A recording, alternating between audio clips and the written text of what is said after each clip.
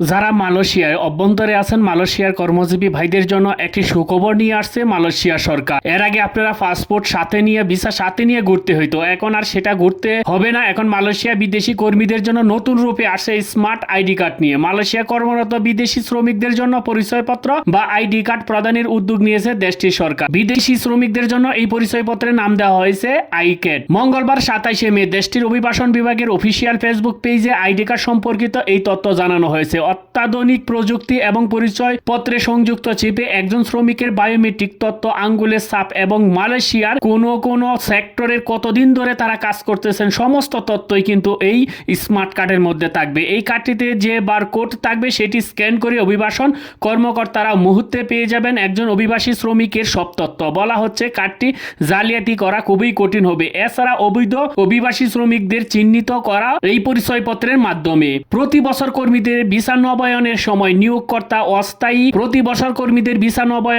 নিয়োগকর্তারা অস্থায়ী কর্ম পরিদর্শক পাস আইক্যাড বিনা খরচে অভিবাসন কাউন্টার থেকে সংগ্রহ করতে পারবে। এতে করে মূল পাসপোর্ট ছাড়াই শুধুমাত্র আইক্যাড নিয়ে দেশটিতে চলাফেরা করতে পারবে বিদেশি কর্মীরা। প্রিয় দর্শক, এখন তো বুঝতেই পারছেন যে আপনাদের আর পাসপোর্ট আর ভিসা নিয়ে সাথে নিয়ে ঘুরতে হবে না, পাসপোর্ট আর সাথে নিয়ে ঘুরতে হবে না। এই ঝামেলা নিরসনের জন্য মালয়েশিয়া সরকার নতুন উদ্যোগে সেই স্মার্ট কার্ডটা নিয়ে আসতেছে।